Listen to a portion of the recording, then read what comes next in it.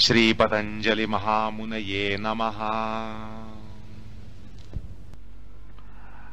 असं आहे की आपण सांख्य आणि योग या तत्वज्ञानामध्ये जी 24 म्हणा 25 म्हणा 26 तत्व ही जी सांगितली त्यात 26व्या तत्वाचा निर्देश ईश्वर म्हणून झाला. त्याचं लक्षण सांगून झालं, त्याचं निरूपण आतापर्यंत करून झालं. आता या सूत्रामध्ये त्याचा वाचक सांगितला जातो. तो कशासाठी? तर प्राधान्यानं उपासनेसाठी. मग योग साधक या ठिकाणी प्रणवाचा निर्देश हा त्याचा वाचक उपासनेसाठी आहे असा अर्थ करेल. तर ब्रह्मजिज्ञासी असा वेदांती ज्ञानयोगी हा प्रणवाचा निर्देश ब्रह्मतत्वाच्या शोधासाठी, ब्रह्मतत्वाचा शोध घेण्यासाठी तो सबंध विश्वामध्ये ब्रह्मतत्व ढुंडाळत जाईल आणि शेवटी त्याला असं लक्षात येईल की सबंध विश्व हे ब्रह्ममयच आहे.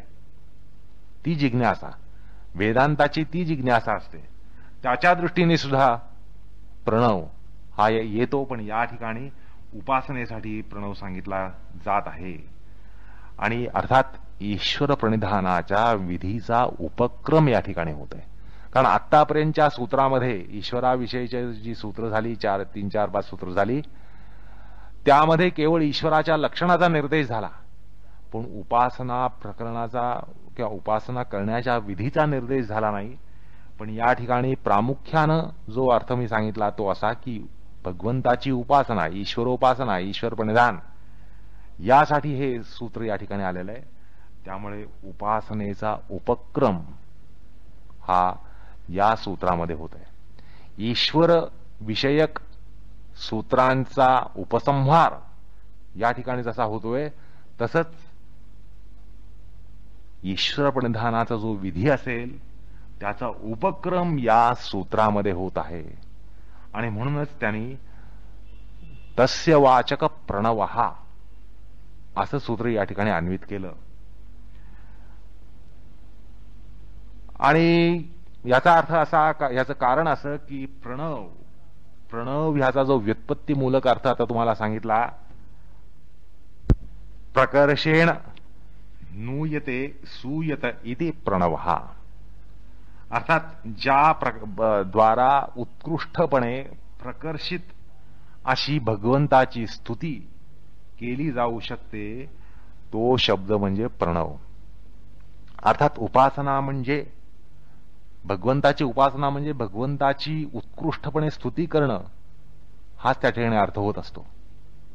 ईश्वर प्रणिधान, ईश्वराचं प्रणिधान म्हटल्यानंतर ईश्वराची उत्कृष्टपणे स्तुती करणं, परिपूर्ण स्तुती करणं हेच त्या ठिकाणी अन्वित असतं. आणि त्या स्तुतीमध्ये भक्तीचा भाव हा फुलला जात असतो. आलं का लक्षात? भगवंताची स्तुती करताना मग ते शाब्दिक स्तुती व्हायला पाहिजे असा अर्थ नाही. भावनिक स्तुती ज्यावेळेला होते त्यावेळेला भक्ताचं हृदय हे उचंबळून येतं. स्तुतीशिवाय हा प्रकार संभवत नाही. भगवंताच्या स्तुतीशिवाय भक्ताचं हृदय उचंबळून येणं, भावना उचंबळून येणं हा प्रकार संभवत नसतो. आणि त्यामुळे प्रणव हा सांगितला गेलेला आहे. प्रणव ह्या शब्दाचा या ठिकाणी त्याने अन्वय केलाय तर एवढ्यासाठी, कारण प्रणव म्हणजे केवळ ओंकार नाहीये. प्रणव हा ओंकार असला तरी प्रणव म्हणजे उपासनेच्या दृष्टीनं प्रकर्षित अशी स्तुती ज्याद्वारा होऊ शकते तो असा त्याचा व्युत्पत्तीमूलक अर्थ असल्यामुळे सूत्रकार तस्य वाचक ओम असं न म्हणता तस्य वाचक प्रणवः असं म्हणून जातात. हा विभाग या ठिकाणी लक्षात घेतला पाहिजे. अर्थात प्रणवाचा अर्थ म्हणजे ओम. शेवटी प्रणव म्हणजेच ओंकार आहे. तर ओम म्हणजे काय? तर व्युत्पत्ती आपल्याला काय सांगते? आवती इति ओम अशी या पदाची व्युत्पत्ती आहे. तर तसा जर अर्थ काढला तर काय आपल्याला प्राप्त होतं? तर त्याचा अर्थ असा प्राप्त होतो की विस्तार आणि व्यापकता हा एक त्याचा अर्थ होतो. तसंच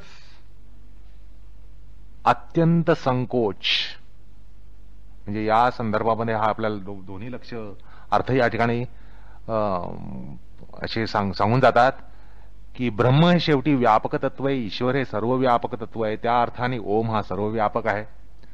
तसंच त्या अनंत व्यापक अशा तत्वाचा थोडक्यात निर्देश करणं की ज्यापेक्षाही म्हणजे एका अक्षरापेक्षाही कुठल्याही ह्याचा निर्देश कमी शब्दामध्ये करता येत नाही म्हटल्यानंतर अत्यंत संकोच ज्या ठिकाणी होऊ शकतो असाही अर्थ या ठिकाणी आपल्याला प्राप्त होतो. तसंच आधार देणाऱ्या असाही त्याचा व्युत्पत्तीशः अर्थ असतो. अर्थात हा सर्वाधार आहे, भगवंत हा सर्वाधार आहे, ब्रह्मतत्व हे सर्वाधार आहे, अशा अर्थाने आपल्याला अर्थ प्राप्त होतो. तसाच शुद्धी. आता भगवंतासारखं पेक्षा परमशुद्ध काय असणार, ब्रह्मापेक्षा निष्कलंक निरवध्य काय असणार. तर प्रणव याचा अर्थ जे व्युत्पत्तीशः परमशुचिरभूत असाही अर्थ होतो. तसाच परिपूर्तता, परिपूर्ती, परिपूर्णता हाही अर्थ त्या ठिकाणी प्राप्त होतो. तसंच कोशांतर्गत अर्थ तो असा प्राप्त होतो की समाधान देणारं, शांती देणारं आणि संतुष्टता देणारं, संतुष्टता, शांती यांचा निर्देश सुद्धा या शब्दाने होत असतो. अर्थात तो पण अत्यंत औचित्यपूर्णच आहे या ठिकाणी असं लक्षात येतं. तसंच सचेत करणं हाही अर्थ त्या ठिकाणी प्राप्त होतो. अर्थात प्रणवामुळेच सगळ्या सृष्टीमध्ये चैतन्य हे साठलेलं आहे असा जो गूढवादाचा ज्याला गूढवादाचा सिद्धांत म्हणता येईल तो सिद्धांत या ठिकाणी ध्वनित आहे की चैतन्य सळसळवणारा असं जे काय असेल तोही अर्थ त्या ठिकाणी प्राप्त होत असतो. तसंच सामर्थ्यवाचक, क्रियावाचक, दीप्तीवाचक, तसं कृपावाचक असा हा शब्द आहे. असं ह्या एकाक्षर शब्दामध्ये ते सामर्थ्य हे सगळे अर्थ त्या ठिकाणी केवळ व्युत्पत्तीने प्राप्त होत असतात. असा हा प्रचंड सामर्थ्याने युक्त असा हा ओंकार आहे. ओम हा शब्द अवतीती ओम असं म्हटल्यानंतर त्या अवतीचा अर्थ काय, अवतीने काय काय गोष्टी आपल्याला या ठिकाणी होतात त्या गोष्टी आपण या ठिकाणी पाहिल्या. अर्थात त्या दृष्टीने आपल्याला ओंकाराचा अर्थ काय ध्वनित आहे हे काही अंशाने आपल्याला या ठिकाणी लक्षात आलेलं आहे. म्हणजे प्रणवाचं जे ध्वन्यात्मक स्वरूप जे आहे, प्रणवाचं जे ध्वन्वात्मक असं जे स्वरूप आहे त्याचा अर्थ आपण या ठिकाणी व्युत्पत्तीशः काय आहे त्याचा संग्रह या ठिकाणी केला. आणि त्या संदर्भामध्ये उपासनेला तो किती महत्वाचा आहे हे आपण थोडासा विचार केला तर आपल्याला लक्षात येईल की ह्या ओंकार हा त्या दृष्टीने महत्वाचा किती आहे. म्हणजे भगवंताचं ते एक नाम आहे हे तर आता आपल्याला कळलंच आहे आणि त्यामुळे त्याचं महत्व लक्षात आलं. पण ओंकाराचा व्युत्पत्तीमूलक जर अर्थ जरी आपण पाहिला तरी त्यामध्ये सुद्धा उपासनेच्या दृष्टीने प्रणवाचं महत्व, ओंकाराचं महत्व किती आहे हे आपल्याला या ठिकाणी लक्षात येतं. तसाच ओंकाराचा अर्थ जर आपण वेदांताच्या दृष्टीने पाहिला उपनिषदामध्ये ब्रह्म हे जिज्ञास्य तत्व आहे, ब्रह्म हेच उपनिषदाचा विषय आहे. तर त्या ठिकाणी प्रणवाचं महत्व किती हे जर आपल्याला समजून घ्यायचं असेल तर मांडुक्य उपनिषदामध्ये ओम इति एतत् अक्षरम इदगम सर्वम असं म्हणलेलं आहे की हे समस्त जे काय आहे स्थूल सूक्ष्म ऐहिक पारलौकिक सजीव निर्जीव जे जे काही म्हणून आपल्या समोर या सृष्टीमध्ये आहे, आपल्या सृष्टीमध्ये आपल्या सभोवताली आहे, हे सगळं प्रणवोद्भव आहे अशा प्रकारे मांडुक्य उपनिषद सांगून जातं. अर्थात या सृष्टीचं बीज हे प्रणवात्मक आहे असं ते मांडुक्य वचन किंवा मांडुक्य श्रुती ही सांगून जात असते. तसंच तैत्रीय उपनिषदामध्ये शिक्षावल्लीमध्ये ओम इति ब्रह्म असं म्हटलेलं आहे. आता ओम म्हणजेच ब्रह्म म्हटल्यानंतर वेदांताचा जो विषय आहे तोच हा या ठिकाणी या सूत्राचा विषय आहे असं म्हणणं हे अत्यंत योग्य ठरतं. तर त्यामध्ये तैत्तिरीय उपनिषदामध्ये ओम इति ब्रह्म, ओम इति इदगम सर्वम असं म्हटलेलं आहे. मांडुक्याप्रमाणेच ओम इति इदगम सर्वम हे सगळं ओंकारमय आहे, ओंकारजन्य आहे असं म्हटलेलं आहे. तर अशा प्रकारे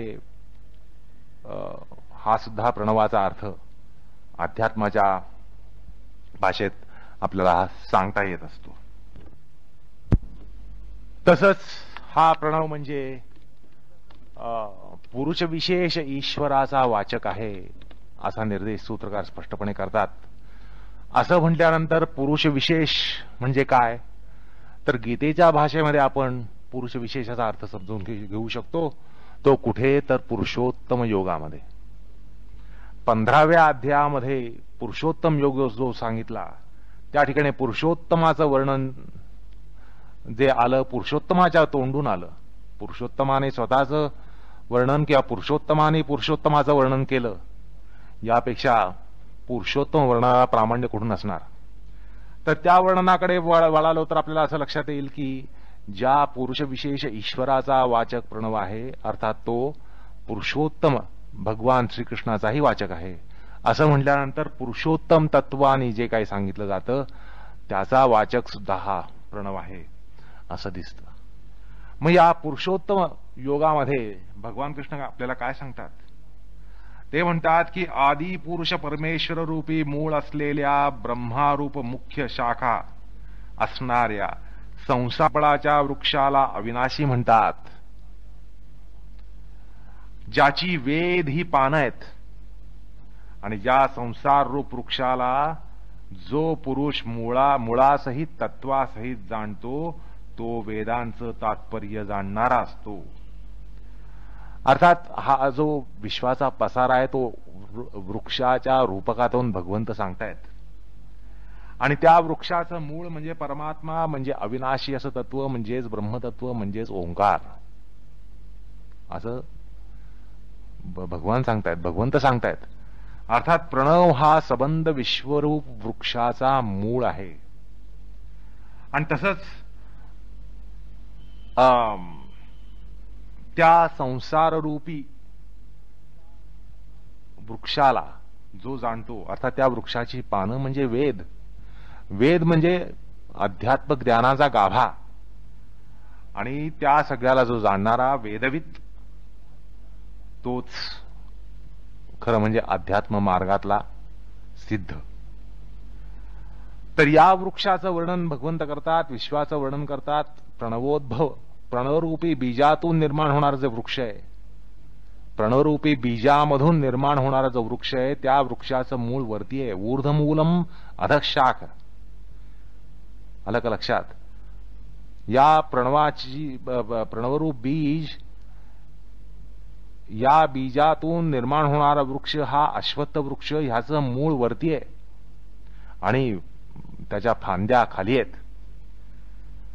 तर हा जो विश्वाचा वृक्ष आहे, विश्वरूप वृक्ष आहे, संसार वृक्ष आहे, त्या संसार वृक्षाच्या तिन्ही गुणांच्या पाण्यानं वाढलेला विषयभोगरूपी पुरांच्या स्वरूपामध्ये देव, मनुष्य आणि तिर्यक या योनी रूप शाखा आहेत. या वृक्षाला ज्या शाखा आलेल्या आहेत त्या प्रकृतीरूप पाणी, प्रकृतीचं जे पाणी आहे, प्रकृती रूप सत्वरजतम या तिन्ही गुणांनी युक्त असलेल्या पाण्यामुळे हा वृक्ष जो वाढला, फोफावलाय, त्यामध्ये देव, मनुष्य आणि तिर्यक योनीतल्या सबंध जीवसृष्टी ही त्याच्या शाखा आहेत. आणि या शाखा खाली सर्वत्र पसरलेल्या आहेत. हा अश्वत्थ वृक्ष असल्यामुळे वृक्ष याच्या शाखा खाली आहेत आणि या शाखा खाली सगळ्या पसरलेल्या आहेत. तसंच मानव योनीमध्ये कर्मानुसारे बांधणारी अहमता, ममता आणि वासना अशा रूपी जी मुळे आहेत ती सगळी खाली आणि वर अशी सगळीकडे वाढलेली आहेत. आलं का लक्षात? ही जी मूळ आहेत, कर्मयोनीची मुळं आहेत, ही सगळी कर्मयोनीची मुळं पार तिर्यक लोकामध्ये सुद्धा गेलेली आहेत आणि तशी स्वर्गलोकामध्येही गेलेली आहेत. कारण माणसाला जी फळं मिळतात, त्याच्या कर्माला फळं मिळतात, ती सगळी स्वर्गलोकापासून पाताळ लोकापर्यंत अशा तिर्यक आणि ऊर्ध्व लोकामध्ये मिळत असतात. त्यामुळे ह्याची मुळं ही त्या सगळ्या तिन्ही लोकामध्ये पसरलेली आहेत असं ते म्हणतात. अर्थात वृक्षाच्या फांद्या या खाली वर अशा सगळीकडे पसरलेल्या आहेत. सत्वादी गुणांनी वाढलेल्या शब्दादी विषयांच्या पालवीनं, शब्द आलं का लक्षात? सत्वरजतम या गुणांनी या शब्द स्पर्श रूप रस गंधादी विषय, जे गंध असे विषय आहेत, त्या विषयांच्या पालवीनं युक्त असा हा वृक्ष असून सप्तलोकापर्यंत वर भूर्भुव सवर सुवर महो तपो जनो सत्य अशा 7 सप्तलोकांमध्ये पसरलेला, तसंच पाताळ लोकांमध्ये पसरलेला, सप्त पाताळ लोकांपर्यंत पसरलेला अशा याच्या फांद्या आहेत.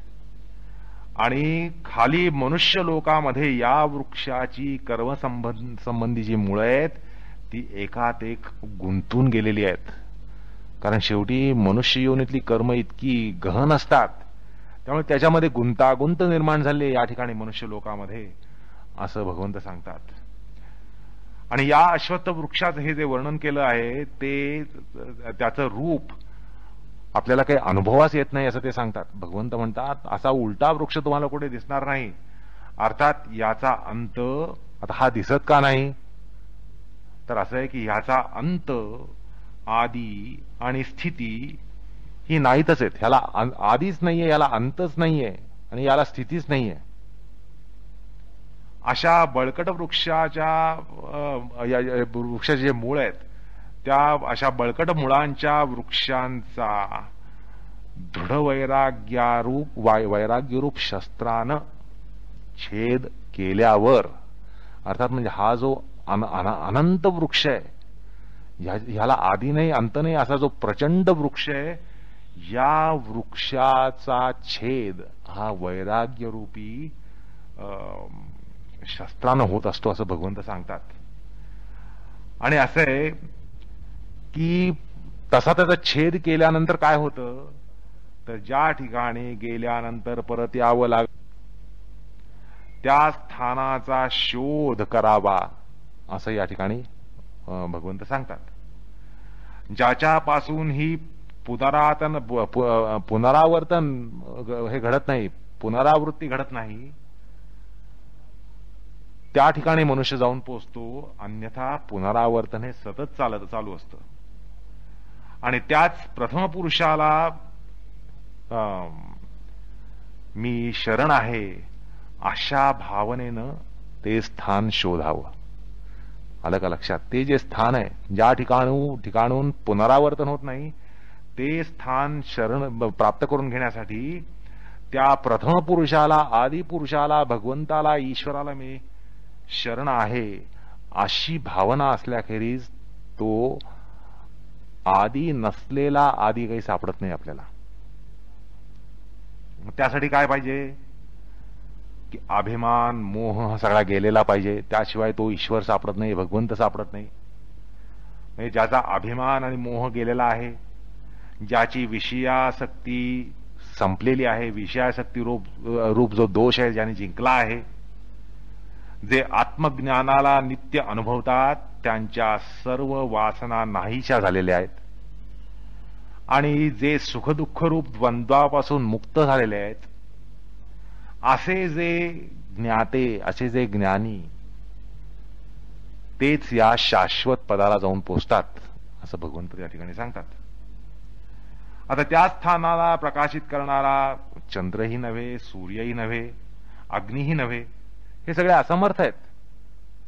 ज्या ठिकाणी पोचल्यावर परत यावं लागत नाही तेच माझं उत्तम स्थान आहे असं भगवंत सांगतात त्या ठिकाणी. मनुष्य लोकामध्ये माझाच असा सनातन अंश जीवरूपाने आहे असं भगवंत सांगतात. आणि तो प्रकृतीमध्ये असलेली पंचज्ञानेंद्रिय आणि 6वं इंद्रिय मन यांना आकर्षित करतो. त्यांच्यामध्ये तो म्हणजे त्यांना आकर्षित करून त्यांच्यामध्ये तो बांधलेला राहतो असं ते म्हणतात. आणि वायू जसा पुष्पांचा सुगंध घेऊन जातो, वायू जसा पुष्पांचा सुगंध वाहून नेतो, तसं हा जीव पूर्वीचं शरीर टाकून दुसरं शरीर धारण करतो. त्यावेळेला तो ही इंद्रिय आणि मन ह्यांना आपल्याबरोबर घेऊन जात असतो. आणि हा जीव कान, डोळे, त्वचा, जीभ, नाक, मन यांचा आश्रय करून विषयांचा उपभोग घेत असतो. आणि या विषयांचा उपभोग घेणारा जीव त्याचं स्वरूप मूढ जनांना कधीही समजत नाही. ज्यांना ज्ञानचक्षु आहेत त्यांना मात्र त्याचं स्वरूप कळतं. आणि यत्न करणारे कोणी योगी आपल्या ठिकाणी स्थित असलेल्या जीवाला ते पाहतात आणि शास्त्र संस्कार विरहित आणि अविचारी जे आहेत त्यांना यत्न करूनही जीवाचं स्वरूप दृष्टीस पडत नाही असे. आणि पुन्हा जे सूर्याच्या ठिकाणी असलेलं तेज सर्व जगाला प्रकाशित करतं आणि जे अग्नी आणि चंद्र यांच्या ठिकाणी आहे ते तेज माझच आहे असं तो समज असं भगवंत सांगतात. आणि मी पृथ्वीच्या ठाई प्रवेश करून आपल्या सामर्थ्यानं सर्व प्राणीमात्र म्हणजे भूत ही धारण करतो आणि रसात्मक चंद्र होऊन सगळ्या औषधींचं पोषण करतो. असा सर्वांतर्यामी मी आहे असं ते म्हणतात. आणि त्यानंतर प्राण्यांच्या देहामध्ये शिरून मी वैश्वानर बनतो आणि प्राणापान या वायूद्वारा जठरामध्ये आलेलं जे अन्न आहे, चतुर्विध जे अन्न आहे, ते चतुर्विध अन्न मी पचवून त्या प्राण्यांचं पोषण करत असतो. मग भगवंत सांगतात की मी सगळ्यांच्या हृदयामध्ये प्रवेश करून राहतो आणि माझ्यापासूनच सगळ्या प्रकारच्या स्मृती, ज्ञान आणि अपोहन म्हणजे दोन्हीचा अभाव म्हणा. म्हणजे काही ठिकाणी आपल्याला स्मृती ही गेलेली योग्य असते, काही गोष्टींची स्मृती आपल्यामध्ये राहू नये हे योग्य असतं. ते ती विस्मृती देणं, स्मृती देणं, विस्मृती देणं, ज्ञान देणं, अज्ञान देणं. आपल्याला जसं ज्ञान व्हावं असतं तसंच काही गोष्टींबद्दल अज्ञान असणं आवश्यक असतं. काही गोष्टी आपल्याला समजू नये हे योग्य असतं. तर त्या गोष्टींचा सगळा प्रकार ज्ञान आणि अज्ञान आणि स्मृती आणि विस्मृती या सगळ्या गोष्टी देणं हे त्यामुळेच त्या ईश्वरामुळे संभवतं. किंवा ज्ञानासाठी लागणाऱ्या प्रक्रियामध्ये ह्या गोष्टी त्यात अनुसूचित असतात की काही गोष्टींचं स्मरण व्हावं लागतं, काही स्मरण राहावं लागतं, टिकावं लागतं, काही गोष्टींचं विस्मरण व्हावं लागतं. चुकीच्या गोष्टी जर लक्षात राहिल्या तर ज्ञान प्रक्रिया अडखळते. त्यामुळे चुकीच्या गोष्टी ज्या आहेत त्या विसरणं हे या ठिकाणी अपेक्षित असतं ज्ञान प्रक्रियेमध्ये. त्यामुळे अपोहनमध्ये तो भाग त्या ठिकाणी गृहीत होतो. तसंच काही गोष्टी त्या ठिकाणी आपल्याला समजू नये हे त्या ठिकाणी आवश्यक असतंय.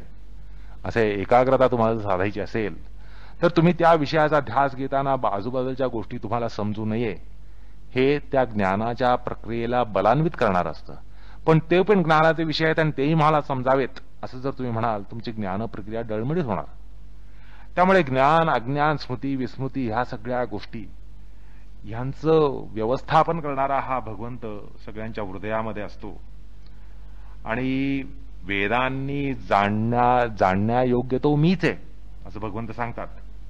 आणि वेदांताचा सिद्धांत करणारा सुद्धा मी आहे आणि ज्ञाताही मी आहे असं ते त्या ठिकाणी सांगतात.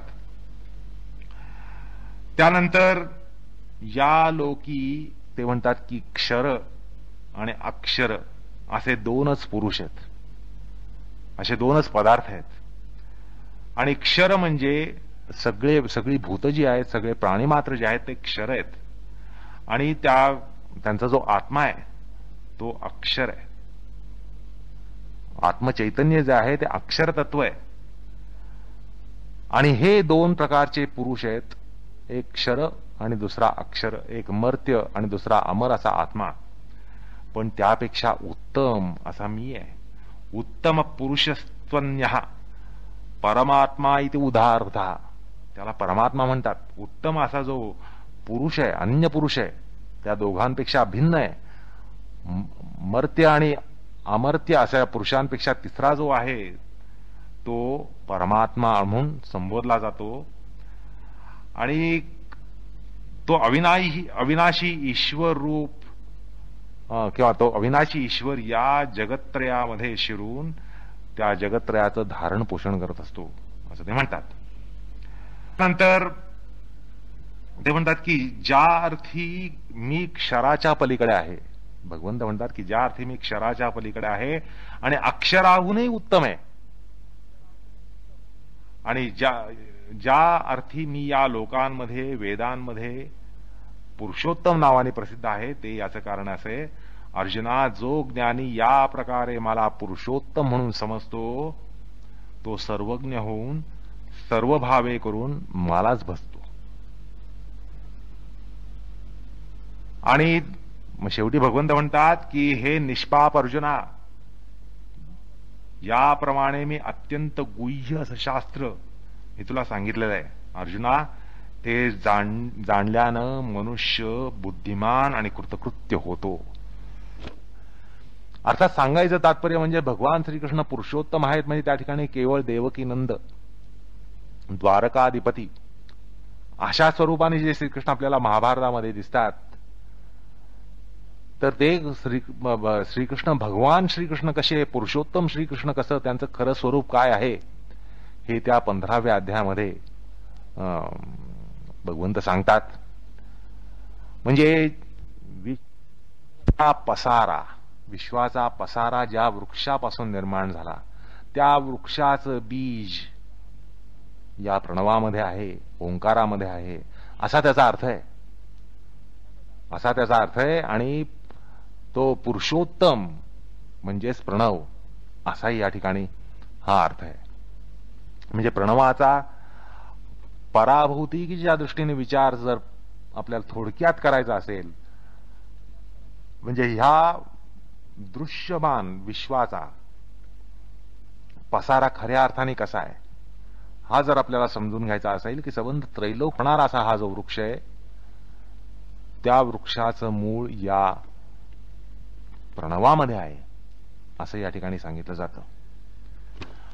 त्यामुळे तत्वज्ञानाच्या दृष्टीने हाही प्रणवाचा अर्थ, पुरुषोत्तम हा प्रणवाचा अर्थ. आणि पुरुषोत्तम म्हटल्यानंतर काय, तर हे जे 3 पुरुष आहेत, 2 पुरुष आहेत, त्या पुरुषांपेक्षाही तिसरा जो उत्तम जो आहे, जो परमात्मा आहे, तो या ठिकाणी सांगितला गेला. परमात्म्याचा निर्देश हा अशा प्रकारे सांगितला गेला आणि त्याचा वाचक हा प्रणव आहे. त्यामुळे प्रणवाच्या अर्थाच्या दृष्टीने हा पुरुषोत्तम योग हाही या ठिकाणी निर्देशित आहे असं या ठिकाणी आपल्याला पक्क समजायला पाहिजे. त्यानंतर ध्यानयोगाच्या संदर्भात प्रणव या ठिकाणी असल्यामुळे ध्यानयोग ज्या वेळेला भगवद्गीतेमध्ये सांगितला जातो, तर ध्यानयोग म्हणजे ध्यान कशावर करावं हा जो मुख्य प्रश्न निर्माण होतो त्यावर उत्तर देताना, म्हणजे ध्यानयोग सांगितल्यानंतर 6व्या अध्यायामध्ये ध्यानयोग सांगितल्यानंतर ध्यान कशावर, ध्यान कुठे, हा जो प्रश्न निर्माण होतो त्याचं उत्तर देताना 7वा अध्याय येतो. आणि त्या ठिकाणी भगवंत म्हणतात, अर्जुना, माझ्या ठिकाणी मन आसक्त करून केवळ माझाच आश्रय घेऊन तू योगाभ्यास करू लागलास, म्हणजे ज्या प्रकारे निसंशयपणे मलाच समग्र पूर्णपणे तू जाणशील तो प्रकार तू ऐक. आणि मी तुला विज्ञान सहवर्तमान, ज्ञान विज्ञानासहित तुला हे या ठिकाणी उपदेश देतो, ज्ञानासहित तुला हे ज्ञान देतो की जे जाणल्यावर या लोकी जाणण्यासारखं काहीही राहणार नाही. अशा प्रकारे उपक्रम करून ते सांगतात की अर्जुना ऐक, सहस्त्रजनांमध्ये, सहस्त्र लोकांमध्ये कोणी एखादाच माझ्या प्राप्तीविषयी यत्न करतो आणि माझ्याकरिता यत्न करणाऱ्या सिद्धातून कोणी एखादाच मला तत्वतः खऱ्या अर्थानं, खऱ्या स्वरूपानं जाणतो. आणि असं बघ, भूमी, पृथ्वी, आप, तेज, वायू, आकाश, मन, बुद्धी, अहंकार अशा 8 प्रकारानं विभागलेली माझी जी प्रकृती आहे, जी अष्टधा प्रकृती आहे, ती तू या ठिकाणी ऐक अर्जुना. ही सगळी अपरा प्रकृती म्हणजे गौण प्रकृती आहे आणि हिच्याहून वेगळी अशी माझी परा प्रकृती आहे, ती जीवभूत अशी चैतन्याची प्रकृती आहे. चैतन्याचा तो भाग आहे विश्वामध्ये आणि तो श्रेष्ठ आहे, त्याच्यापेक्षाही तो श्रेष्ठ आहे. आणि तिचा या म्हणजे जीवभूत प्रकृती ती जी श्रेष्ठ आहे तिचा आधार या जगताला आहे. आणि या दोन्ही प्रकृती सगळ्या भूतांच्या उत्पत्तीला कारण आहेत. म्हणजे पंचमहाभूत, मन, बुद्धी, अहंकार आणि चैतन्य ह्याच्यामुळे समस्त ही सृष्टी निर्माण होते असं तू या ठिकाणी समज. आणि मी या सगळ्या जगताचा उत्पत्ती करता आणि संहार करताय. धनंजया, माझ्याहून जगाला दुसरं कारण नाहीये. आलं का लक्षात? माझ्यापेक्षा श्रेष्ठ असं दुसरं कुठलंही तत्व या जगात.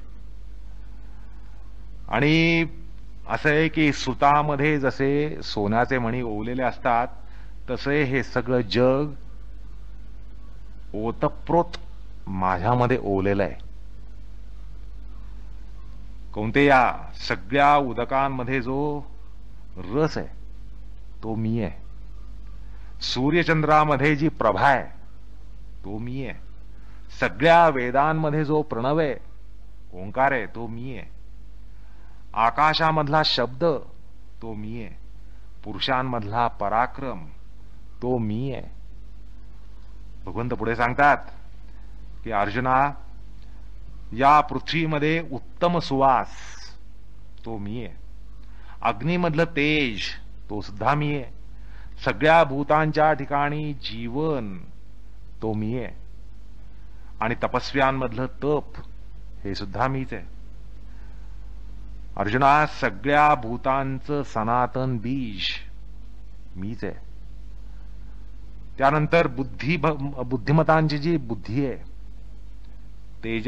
तेजस्वी लोकांचं जे तेज आहे, भरतश्रेष्ठा, या सगळ्या गोष्टी भूतांच्या ठिकाणी धर्माला अनुकूल असणारा जो काम आहे, भूतांच्या ठिकाणी धर्माला अनुकूल जो काम आहे तो सुद्धा मी आहे. आणि जे सात्विक, राजसिक आणि तामसिक विकार जे आहेत ते माझ्यापासूनच उत्पन्न झालेले आहेत. अर्थात समस्त सृष्टी ही माझ्यापासून उत्पन्न झालेली आहे असं तू समज.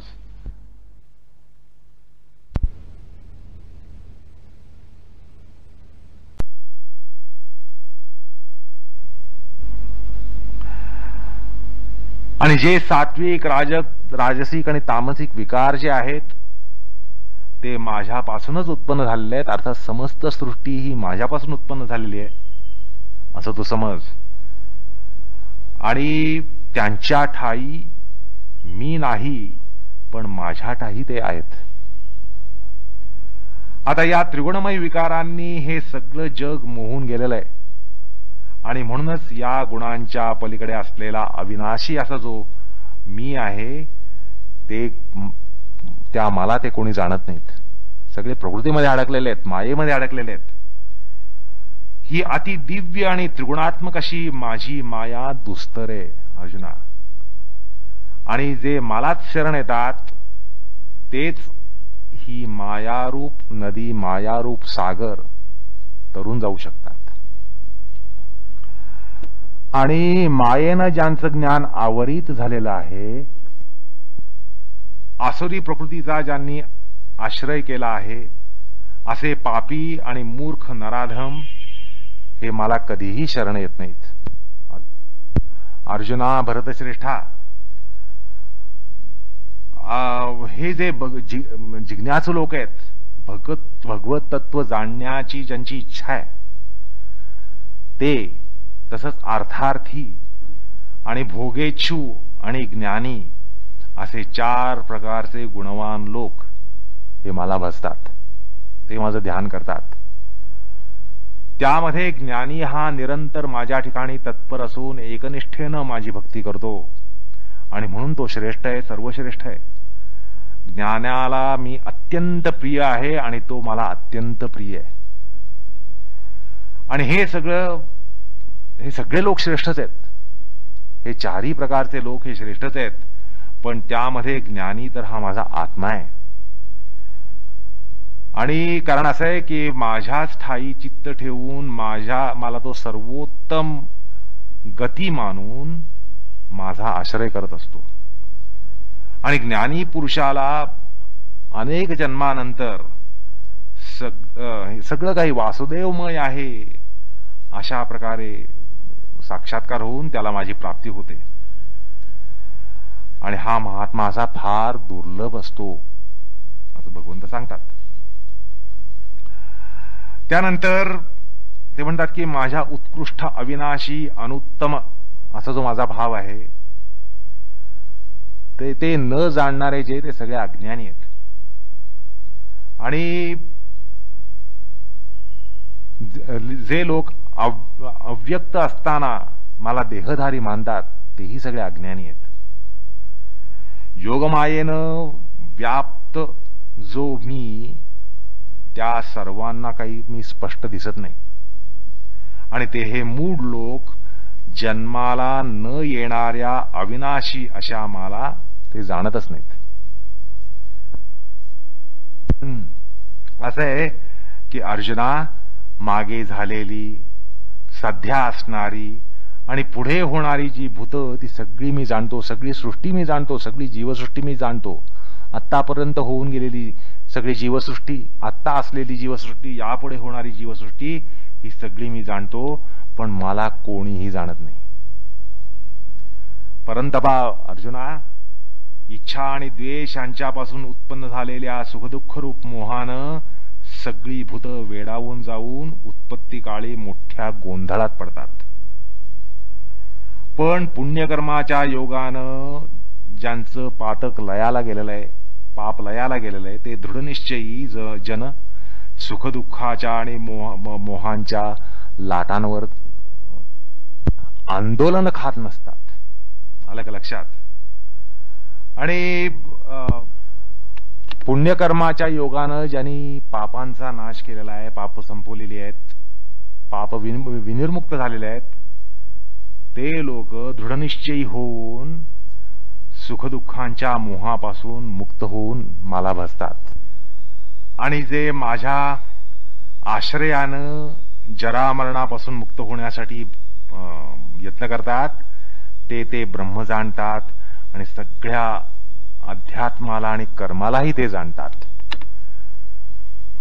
आणि शेवटी ते म्हणतात की जो योगी आधिभूत, आधिदैव आणि आधियज्ञ या सगळ्यांसह मला जाणतो, तो स्वस्थ चित्त पुरुष मरणकालीही मलाच स्मरतो आणि मला येऊन प्राप्त होतो. अशा प्रकारे ध्यान कशावर, म्हणजे भगवंतावर, आणि भगवंताचं स्वरूप पुन्हा त्या 7व्या अध्यायामध्ये ते सांगतात. तर अशा प्रकारे प्रणववाच्य भगवान जो आहे त्याचं ध्यान करण्यासाठी त्याचं स्वरूप जे गीतेमध्ये 7व्या अध्यायात सांगितलं, तोही या ठिकाणी ग्राह्य असा भाग आहे. आणि सर्वात शेवटी भगवंताचं साक्षात दर्शन जे 11व्या अध्यायामध्ये प्राप्त होतं, विश्वरूप दर्शनानं प्राप्त होतं, विराट अशा परमात्म्याचं जे स्वरूप प्राप्त होतं, प्रणवाच्य ईश्वर जो आहे त्याचं जर एक रेखाचित्र आपल्याला हवं असेल तर ते सुद्धा देण्याची योजना भगवद्गीतेमध्ये आहे. आणि त्या 11व्या अध्यायामध्ये विश्वरूप दर्शनाच्या माध्यमानं आपल्याला त्या विराट अनंत, ज्याला आदी नाही अंत नाही अशा भगवंताचं रेखाचित्र हे भगवान आपल्याला देतात. आणि त्याद्वारा आपल्याला भगवंताचं अचिंत्य असं जे स्वरूप आहे, प्रणववाच्य ईश्वराचं जे अचिंत्य स्वरूप आहे, तत्वज्ञानाच्या दृष्टीनं, पराभौतिकीच्या दृष्टीनं महत्वाचं असं जे आहे स्वरूप, त्याचं रेखांकन किंवा त्याचं चित्रांकन हे 11व्या अध्यायामध्ये आपल्याला प्राप्त होत असल्यामुळे प्रणवाचा अर्थ जो भगवंत, त्याच्या अनुषंगानं त्याचा सुद्धा संग्रह हा या ठिकाणी होत आहे. त्यामुळे 11व्या अध्यायातलं जे विश्वरूप दर्शन आहे त्याच्याकडे आपण जरा बघूया. पण तो प्रकार पुढल्या प्रसंगी. कृष्णार्पणमस्तु.